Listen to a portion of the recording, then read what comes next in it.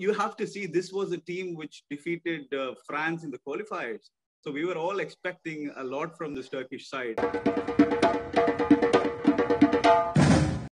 Welcome to another episode of Gulf News Kicking Back. I'm Imran, and as ever, I'm joined by Matt, Shamsir, and Sahil to discuss all of last night's action. But before we do, let's bring you, as we normally do now, some latest news from elsewhere. France midfielder Paul Pogba looks set to become the highest paid player at Man United. They've offered him a £104 million deal. Paul, if you have trouble spending that, give us a call. We'll definitely help you. Moving on, England manager Gareth Southgate has said struggling captain Harry Kane's going to start tomorrow against the Czech Republic. That's an interesting choice. And last and not least, France defender, Raphael Varane looks set to join PSG from Real Madrid. I think Man United were after him, but it looks like PSG are going to pip him to the post. All right, to last night's action, there was just two games yesterday, and there's going to be 4 tonight, so there'll be plenty to talk about tomorrow. But today, we'll talk about the two that was starting off with the Switzerland and Turkey match. Let's go with that one first. It was a crucial game for both teams. They both had an outside chance of qualifying, at least in third place for the last 16.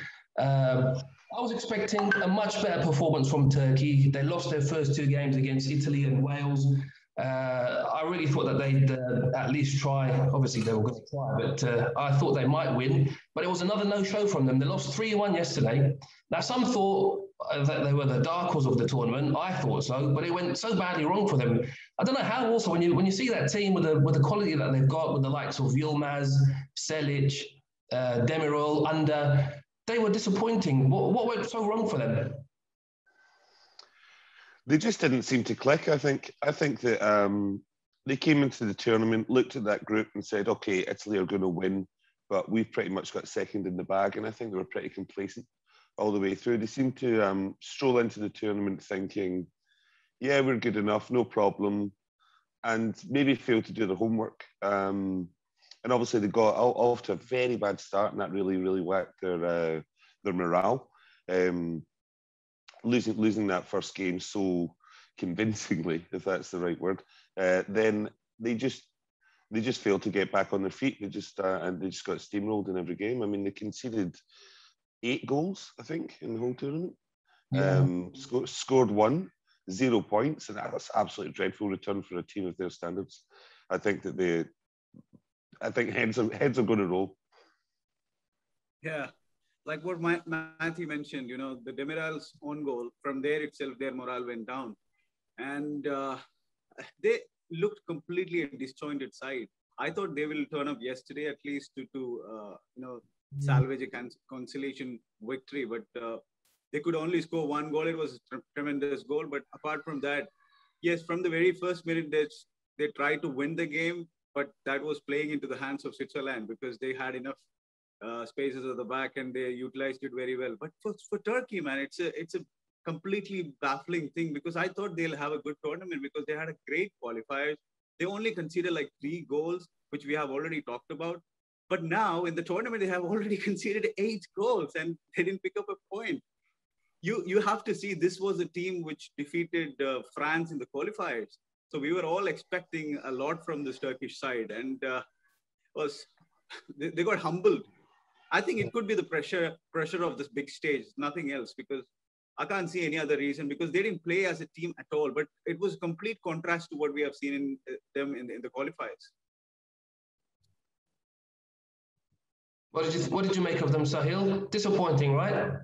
Very disappointing. First of all, I wanted to mention, I remember me and Imran saying that Turkey would beat Italy in the first game. So sorry about that. Completely wrong. We were way off the mark there. And I don't know, we said that because, Italy looked like a good team. Look at that centre backs. Those are good centre backs. They've got Çalhanoğlu, who's one of the most creative midfielders in the world. And it's just shocking to me that even to Switzerland, they lost badly. It's not like a close game. They lost badly, 3-1. They were humbled by Switzerland. Shaqiri scored a beauty. And that one Turkish goal was it was something special. Otherwise, they would have not even scored that. So they were poor, as Shamsher said, maybe the pressure. But what pressure? They're all professional players. They got to play this. So they were just poor and they did not gel well together, each and every player. So Yilmaz was the man who failed for them really badly. So Turkey have themselves to be blamed, and they were just not good enough to this tournament. You mentioned Shaqiri. He grabbed two yesterday for Switzerland, but you won't see him bend one into the top corner with his right foot too often. We all know he's got a great left foot, and his right foot's usually just for standing on. But he scored a great goal last night, didn't he? Brilliant goal. It was just top class. Surfovic, he scored a lovely goal as well. He got his first for Switzerland, and Turkey, if you're going to score one goal, you might as well make it a really good one. And Kovacic made sure it was a really good one as a top corner strike. There was 41 attempts in that game though yesterday. So I mean, both teams were clearly going for it. But yeah, like we said, Turkey was really disappointing. But credit to Switzerland, they've given them a chance to qualify for the last 16. They finished third in that group. But let's move on now to Italy against Wales. Mancini made 8 changes to that team yesterday. They'd already qualified to the last 16, so clearly was going to rest a bunch of his key players. But even then, they were still dominant, and again, really exciting to watch. They only got 1 goal yesterday. They'd got 3 in the previous 2, 3 each in the last 2 games. It could have been a hatful again, but I think credit to Wales. They played that second half with 10 men, but they finished second in the group to advance. Good for Wales, eh? Yeah, they really stepped up. Like I said, if you can never be proud in a 1-0 loss, then that's how you do it. You know, they I don't think they were keeping an eye on the score in the other game, but they knew that they had to deliver, had to keep damage limitations, especially when they went down to 10 men, and they did it very well. I think that if they were to play like that earlier in the tournament, then they would actually be a lot more positive right now. But then we've seen a Jekyll and Hyde Wales. Again, it's another loss. Not another loss, sorry, a loss. They failed to convince. They've got that. I've said it before, I'll say it again. They're a one-man team. They just rely on one guy so much, Gareth Bale, and they just really fail to inspire me as a unit. I mean, the opposite of what Italy have done, where they've got. I mean, that was their bench that was playing yesterday, but they still played completely as a unit. There was no missing link. There was no failure at the back. There was no nothing. They just seemed to have this, as I said, almost like an ant-like colony of knowing where everyone else is, regardless of who's on the park, and they still just impress again and again. Before moving to the Italy game, I have to mention like what Imran mentioned about Shaqiri. He's a big game player, man. He can score with his right foot, left foot. Because you remember the bicycle kick he scored in the last Euros. It was incredible. It was in the I think round of 16 game, and he has scored in a World Cup decider. Now again he has turned up for his country when it was a Euro 2020 decider. So he's a big game player. He's a talismanic figure for them. So he stepped up, which was brilliant for them. And also there was one more guy who made like 3 assists in that game. Stephen Zubair of Frankfurt. He was absolutely brilliant in that left-hand side. So he has got a good company of Rui Costa and Laudrup in that, making 3 assists in the game. Now moving on to the Italy game, man. I mentioned yesterday, even if they make like any number of changes, it's not going to affect their rhythm. They made like 8 changes. Any other team, even a club in a Premier League or a Spanish league, make that amount of changes, they will look absolutely disjointed. But this team didn't look disjointed at all. They were brilliant, and especially there was one man in that middle of the park, a phenomenal midfielder, Marco Verratti. He controlled, he pulled the strings, he did everything for that Italian side, and it's going to give a headache to the Mancini to pick his midfield 3 for the remaining knockout stages, because Marco Verratti was everywhere on the pitch. He made more recoveries, he made more passes into the final third, he picked up that assist, he made more tackles than anyone else on that pitch, he had more touches than anyone else on that pitch. So it was a complete performance. You mentioned the assist though. I want to point out, do you think he meant that cross? I don't think he meant it in post. No, but I think that's a training ground routine. I think that is a training ground routine, because I think he absolutely meant it. Yeah, I think so, because it was You know, It's a good finish from Pessina, but I'm not sure that cross was meant for that front post. I think he's looking to get it deeper, but could be. It could be a training ground thing that we've seen. What do you think? You think he meant it, huh? see, like what you have mentioned, you know, it's everyone is expecting a ball to the other side of the post. So it could be a training ground routine, you know. I watched it again and again, and the more that I saw it, the more I think he meant it.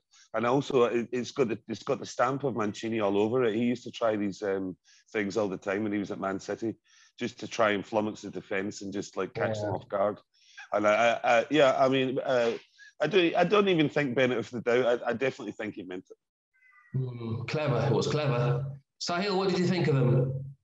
I mean, I was very upset that Wales lost, you know. First of all, I was really furious with that Ampadu red card. It didn't look like a red card to me. Come on. It was not a red card. Not a red card. I've seen very hard, more very terrible challenges get red cards. It's not a red card. So first of all, that really made me really upset. But, you know, Wales fought, you know, come on, look at the quality difference. There's a huge quality difference. We have to admit. Where are the Italians and where are Wales? And it was, first of all, a fantastic finish by Pessina. You know, it was, okay, decent ball from Verratti, but that's not an easy finish, you know, to just flick it. So first of all, credit to him, you know, and 8 changes by the Italians. Like how Shamsher says, that shows, wow, that quality. But Gareth Bale missed a sitter. Come on, you cannot expect him to miss such chances. You know, I think every person from Wales was praying that such chances fall to Gareth Bale. And it's not a tough chance. I have to say, it should be scored. Okay, if it was like not easy to come onto the foot, but no, this was a chance which should be taken without any problem. But in the end, Wales still fought hard. I mean, even though after the Ampadu red card, they fought, they didn't concede, which was really good. So happy for Wales, but very unlikely that they will progress after the round of 16. So speaking of the round of 16, they're going to be playing the runners-up from Group B, and that could be anyone from Belgium, Russia, Finland, or Denmark. So going to be hard for them, isn't it, to progress? They got to the semi-finals last time. What do you think? Do you think they'll get through any further than the last 16 quarterfinals this time, maybe? Wales. Yeah. Yeah, no, I doubt it. Because I think that if they're runners up in Group A, will they not play the winners of Group B? I think they play the runners up of B. Yeah. Right. Okay. Well then. Well, that means that logistically they'll probably avoid Belgium. But if it's Russia, no chance. I think Russia will just steamroll them. But if they're playing someone like Denmark, then they would have a chance. I would disagree on this point with Matt, unfortunately, because I feel Denmark's way better than Russia. They got better quality players. Yeah. Because I think Wales can beat Russia. Let's be honest here. I think Wales can definitely beat Russia. Denmark would be a huge problem for Wales. That I would surely say. 100%. And if Denmark play like they did against Belgium, that'll be really hard. That'll be really hard for them. But let's just talk about Italy a little bit more. That was their 11th consecutive win, 30th consecutive match without a defeat. They've equaled their own record, and they're going to be facing the runners-up from Group C, which could be the Netherlands, Ukraine, Austria, North Macedonia. I don't think it's going to do anything else. So even though, you know, those are going to be hard, but the way they're playing, and they're going to have their first team back out again, I can't see anyone stopping Italy at the moment. Yeah, I think that they've got a swagger about them and a confidence that no other team has right now. Even Belgium with their maximum points of, you know, they conceded a couple of shaky goals, and they've Italy have definitely been the best team so far. But I loved Mancini. Even that swagger's then gone to the dugout as well now. Did you see the suits they were wearing yesterday? They all had designer pinstripe suits on, and they seem to have that extra bit of class about them, that they're going to be the memorable team of the tournament. You know, like the highlights reel's already full, and they've got that air about them that they're saying this is ours. You know, nobody's really been talking about us. They went a little bit under the radar, as you said. They've got that winning streak, but coming into the tournament, everybody was talking about France, Portugal, even England and Belgium, and except for Shamsher, obviously, who raved about Italy in the preview. And yeah, they've just quietly gone about their business. But now that they're actually at the big stage, they're saying, surprise, I hope you're all ready for this because we're ready for it. And I think they're going to really light it up from here on in. Yeah, it seems like Italy has got a point to prove after that last World Cup debacle.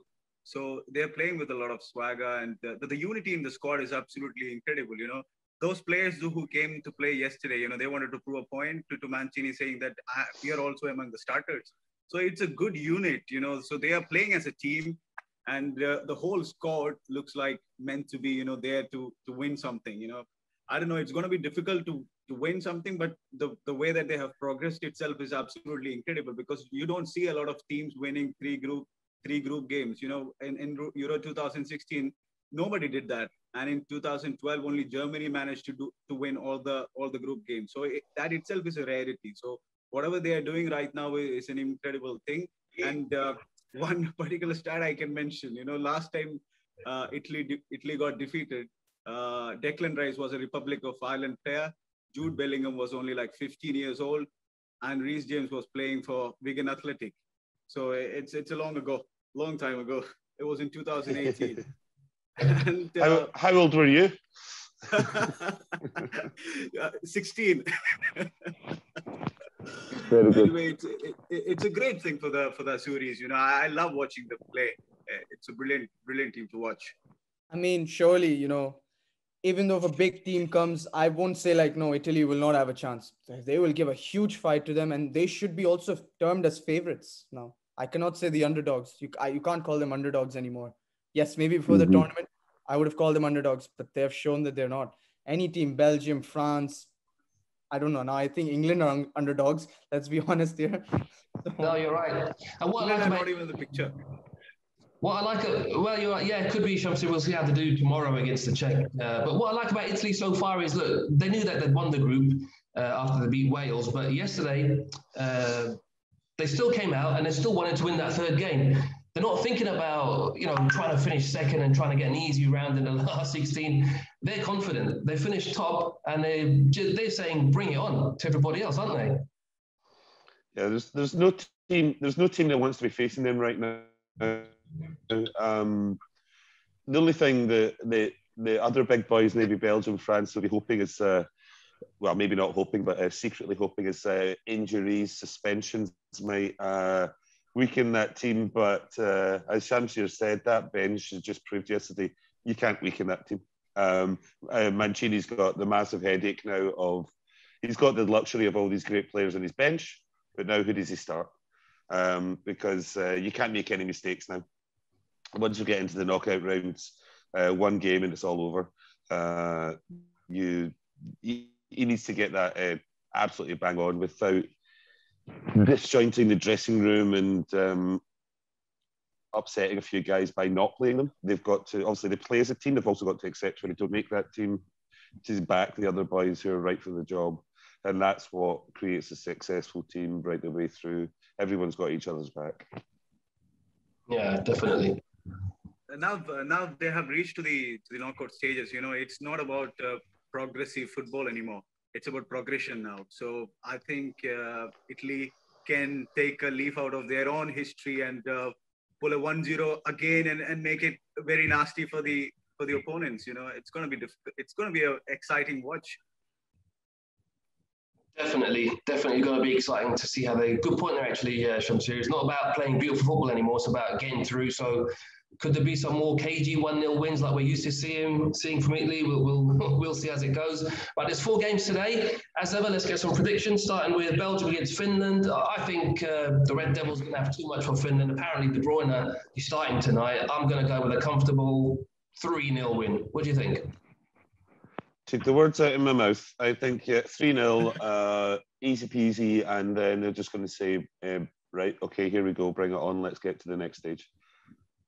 Like what we have mentioned about Italy yesterday, they could rest some players like Lukaku and Meunier or someone like that, and they can afford to give minutes to Eden Hazard and Kevin De Bruyne, who are struggling with injuries when the start of the tournament.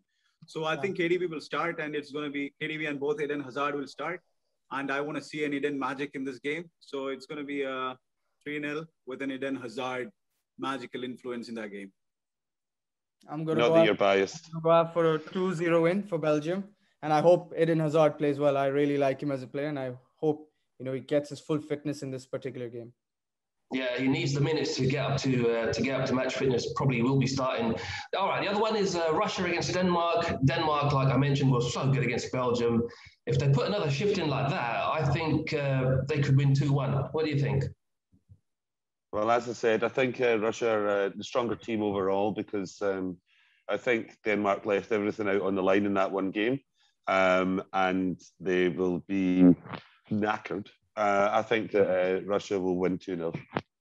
I think I'm going for a Denmark win because with a win they can finish even second in that group. That gives them with just 3 points they can go to the round of 16. So that will be an added motivation. And of course they are missing a talismanic figure in Christian Eriksen, but they have a little magician there, which we have seen in the last game. Damsgaard is going to dance around that Russian defense, and I think he's going to be instrumental in that game. I'm going for a 3-1 win for Denmark. Ooh. I'm gonna go for a 2-1 win to Denmark. I think there's just better quality in that team, and they will give it everything out for Christian Eriksen. So they have to have that determination no matter what. So going for a 2-1 win for Denmark. All right, let's move on to Netherlands and North Macedonia. Should be a straightforward win here, shouldn't it? I'm gonna go 2-0 Netherlands. Yeah, I don't see there being any upsets in this one. North Macedonia not quite hungry against France. The Netherlands will just be too strong, even with Frank de Boer as manager. And they will, 2-0 sounds like a good shout to me. Yeah, I think even Netherlands can afford to rest some of their big players, and it will be comfortable for them. Could be like 1-0 or 2-0 for the Dutch.